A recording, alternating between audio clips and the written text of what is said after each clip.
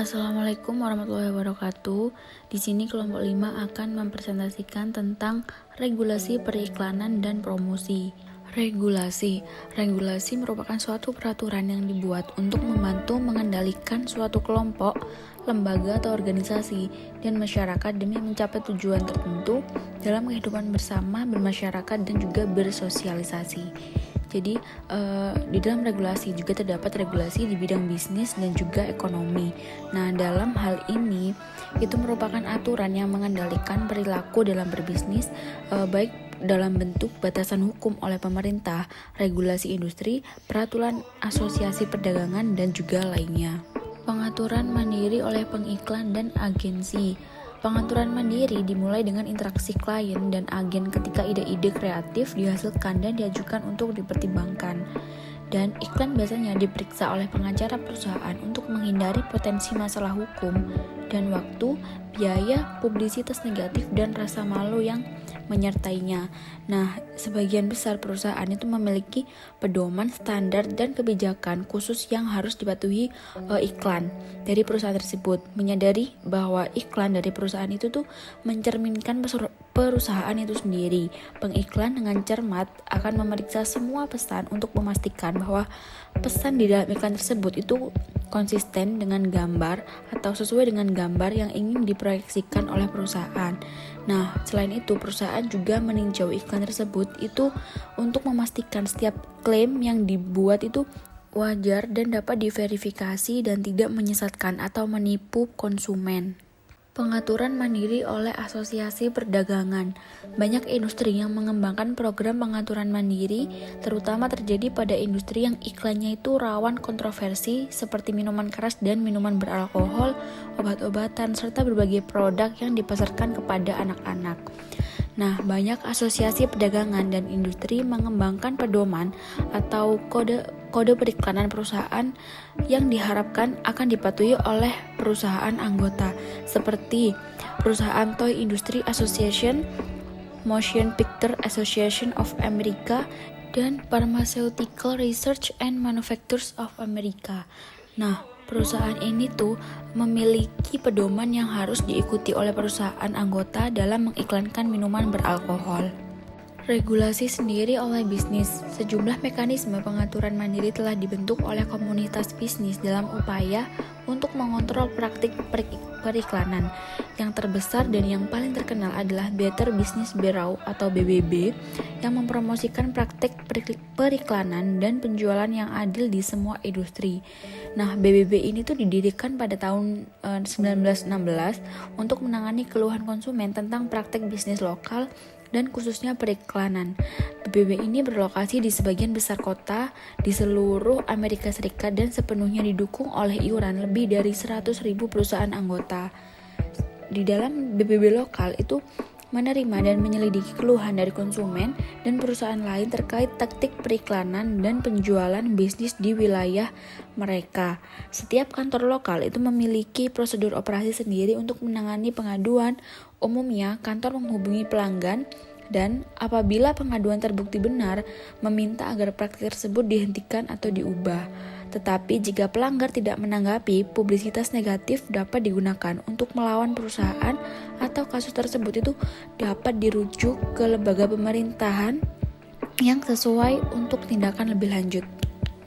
NAD atau NARD yaitu National Advertising Review Board. Nah, keluhan ke NAD berasal dari pemasar yang menantang klaim yang dibuat oleh pesaing mereka, seringkali dalam konteks pesan iklan yang komparatif. Nah, contohnya, sistem perjodohan Chemistry.com dikembangkan oleh seorang antropolog yang mempelajari pemilihan pasangan dan menggunakan tanggapan terhadap survei ekstensif untuk menentukan orang yang mungkin tertarik satu sama lain. NAD menyimpulkan bahwa layanan kencan tidak dapat mendukung banyak klaim iklan dan memutuskan bahwa perusahaan harus menghentikannya. Perusahaan induk Chemistry, Match.com, mengeluarkan pernyataan yang mengatakan bahwa mereka tidak setuju dengan beberapa temuan NAD, tetapi setuju untuk menghentikan klaim yang dipermasalahkan. Selanjutnya, saya akan mempresentasikan tentang peraturan federal mengenai iklan. Periklanan dikendalikan dan diatur melalui undang-undang dan peraturan federal, negara bagian, dan lokal yang diberlakukan oleh berbagai lembaga pemerintah. Pemerintah federal adalah sumber terpenting regulasi eksternal karena banyak praktik periklanan berada di bawah yurisdiksi Federal Trade Commission atau FTC. Di sini ada 4. Yang pertama, periklanan dan amandemen pertama. Kedua, latar belakang peraturan federal periklanan. Yang ketiga, Komisi Perdagangan Federal. Dan yang keempat, konsep ketidakadilan. Yang pertama, periklanan dan amandemen pertama itu kebebasan berbicara atau berekspresi sebagaimana didefinisikan oleh amandemen pertama. Konstitusi AS adalah hukum federal paling dasar yang mengatur periklanan di Amerika Serikat. Yang kedua, latar belakang peraturan federal. Peraturan federal periklanan dimulai pada tahun 1914 dengan disahkannya Undang-Undang Komisi Perdagangan Federal yang menciptakan FTC, agen yang saat ini paling aktif dan memiliki tanggung jawab untuk mengendalikan dan mengatur periklanan. Yang ketiga, Komisi Perdagangan Federal. Divisi utama FTC termasuk Biro Persaingan Ekonomi dan Perlindungan Konsumen. Biro Persaingan berusaha mencegah praktik bisnis yang membatasi persaingan dan bertanggung jawab untuk menegakkan undang-undang antitrust. Yang terakhir, konsep ketidakadilan. FTC menanggapi kritik pada tahun 1980 dengan mengirimkan pernyataan kepada Kongres yang berisi interpretasi ketidakadilan. Menurut kebijakan FTC, dasar untuk menentukan ketidakadilan adalah bahwa praktik perdagangan. Selanjutnya, periklanan yang menipu. Di sebagian besar negara, iklan memberikan informasi kepada konsumen yang dapat mereka gunakan untuk membuat keputusan konsumsi. Namun jika informasi ini tidak benar atau menyesatkan konsumen, iklan tidak memenuhi fungsi dasarnya. Tapi apa yang dimaksud dengan iklan yang tidak benar atau menipu? Jadi iklan yang menipu dapat memiliki berbagai bentuk, mulai dari klaim yang sengaja salah satu menyesatkan hingga iklan yang meskipun benar meninggalkan kesan palsu atau menyesatkan bagi sebagian konsumen. Selanjutnya ada puffery. Secara hukum didefinisikan sebagai iklan atau presentasi penjualan lainnya yang memuji barang yang akan dijual dengan opini subjek, superlatif atau berlebihan secara samar-samar dan secara umum tanpa menyebutkan fakta spesifik. Jadi puffery pada umumnya itu dipandang sebagai bentuk lisensi puitis atau pernyataan berlebihan. FTC mengambil posisi bahwa karena konsumen mengharapkan klaim yang berlebihan atau mengungkap dalam iklan, mereka mengenali puffery dan tidak mempercayainya. Selanjutnya, pengungkapan afirmatif dan substansiasi periklanan. Sebuah iklan dapat benar-benar benar namun meninggalkan konsumen dengan kesan yang salah satu menyesatkan jika klaim itu benar hanya dalam kondisi atau keadaan tertentu. Jadi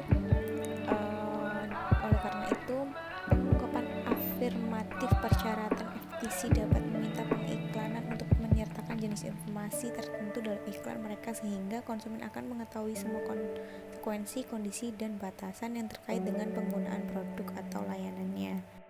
Sedangkan substansi periklanan, area utama yang menjadi perhatian badan pengaturan adalah apakah periklanan dapat mendukung atau memperkuat klaim mereka. Nah, jadi dari pengertian itu, program pembuktian FTC berdampak besar pada industri periklanan karena menggeser beban pembuktian dari komisi ke pengiklanan. Selanjutnya, penanganan FTC atas kasus iklan yang menipu. Persetujuan dan pemerintah hentikan tuduhan iklan yang tidak adil atau menipu menjadi perhatian FTC dari berbagai sumber termasuk pesaing, konsumen, lembaga pemerintahan lainnya, atau pemantauan dan penyelidikan komisi itu tersendiri. Nah, jika pengiklan memilih untuk tidak mendatangani keputusan persetujuan dan mengikat keluhan, sidang dapat diminta di hadapan hakim hukum administratif yang dipekerjakan oleh FTC tetapi tidak di bawah pengaruhnya, seperti itu. Selanjutnya, saya akan menjelaskan mengenai periklanan korektif. Dengan menggunakan izin dan perintah cegah dan hentikan, FTC biasanya dapat menghentikan praktik periklanan tertentu yang diyakini tidak adil atau menipu. Namun, meskipun pengiklan berhenti menggunakan iklan yang menipu, konsumen mungkin masih mengingat sebagian atau semua klaim tersebut. Nah, untuk mengatasi masalah efek residual ini, pada tahun 1970-an, FTC mengembangkan program yang dikenal sebagai periklanan korektif ini. Selanjutnya, perkembangan peraturan federal oleh FTC. Selama dekade terakhir, FTC telah memfokuskan perhatiannya pada penegakan peraturan yang ada, terutama di bidang-bidang seperti pemasaran jarak jauh dan privasi internet. Nah, FTC ini juga telah berfokus pada penghapusan iklan email palsu dan telah meningkatkan penegakannya terhadap pengiriman klaim yang menipu atau menyesatkan melalui email. Komisi juga meneliti penggunaan iklan testimonial dengan lebih hati-hati, terutama terkait penggunaan pengungkapan hasil yang tidak biasa dalam situasi di mana hasil lebih cenderung bervariasi secara substansial daripada biasanya bagi kebanyakan konsumen. Selanjutnya, Badan Pengatur Federal tambahan. Di sini ada beberapa Badan Pengatur Federal tambahan. Yang pertama, Komisi Komunikasi Federal, lalu yang kedua Badan Pengawas Obat dan Makanan, lalu yang ketiga Layanan Pos Amerika Serikat.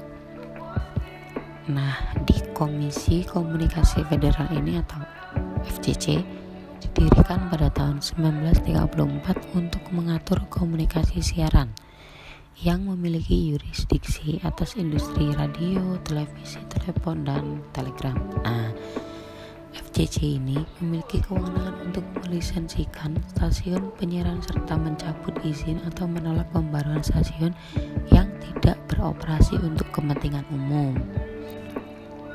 Nah, selanjutnya Badan Pengawas Obat dan Makanan ini atau yang dimaksud dengan The Food and Drug Administration atau disingkat FDA. Sekarang di bawah yurisdiksi Departemen Kesehatan dan Layanan Kemanusiaan, FDA memiliki kewenangan atas pelabelan, pengemasan, pencitraan merek, daftar bahan dan iklan makanan kemasan atau produk obat serta kosmetik. Nah, FDA berwenang untuk mewajibkan label kehati-hatian dan peringatan pada produk yang berpotensi berbahaya. Juga memiliki kewenangan terhadap atas klaim nutrisi yang dibuat dalam iklan makanan. Selanjutnya ini yang terakhir, Layanan Pos Amerika Serikat. Nah, banyak pemasaran menggunakan surat Amerika Serikat untuk mengirim iklan dan pesan promosi. Layanan Pos Amerika Serikat ini memiliki kendali atas periklanan yang melibatkan penggunaan surat dan iklan yang melibatkan lotre, kecabulan, atau penipuan. Nah, peraturan terhadap penipuan ini, penggunaan surat telah digunakan untuk mengontrol iklan yang menipu oleh banyak pengiklan tanggapan langsung. Perusahaan-perusahaan ini mungkin beriklan di TV atau radio. Peraturan undang-undang. Undang-undang ini dibuat pada tahun 1911 oleh Printer INK. Selama bertahun-tahun menjadi publikasi perdagangan utama dari iklan industri tersebut. Dan sejak saat itu banyak negara bagian yang mengubah undang-undang asli dan mengadopsi undang-undang yang serupa dengan undang-undang Komisi Perdagangan Federal untuk menangani iklan yang salah dan menyesatkan. Promosi penjualan. Banyak praktik promosi juga diawasi oleh Jaksa Agung Negara Bagian dan peraturan lokal agensi.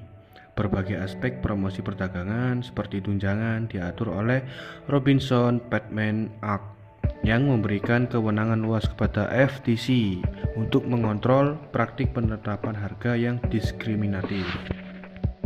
Kontes dan undian. Seperti disebutkan dalam bab 16, banyak pertimbangan hukum memengaruhi desain dan administrasi kontes dan undian. Dan promosi ini diatur oleh sejumlah agen federal dan negara bagian. Premi. Area promosi penjualan lainnya yang tunduk pada berbagai peraturan adalah penggunaan premi. Masalah umum yang terkait dengan premi adalah mereka yang keliru menilai representasi. Tunjangan perdagangan. Pemasar menggunakan berbagai jenis tunjangan perdagangan harus berhati-hati untuk tidak melanggar ketentuan apapun dari Robinson-Patman Act yang melarang diskriminasi harga. Pemasaran langsung, yaitu pemasaran langsung saat ini berkembang pesat. Banyak konsumen sekarang membeli produk langsung dari perusahaan sebagai tanggapan terhadap iklan TV dan cetak atau penjualan langsung. Sekian presentasi dari kelompok kami. Jika ada salah kata, kami mohon maaf. Wassalamualaikum warahmatullahi wabarakatuh.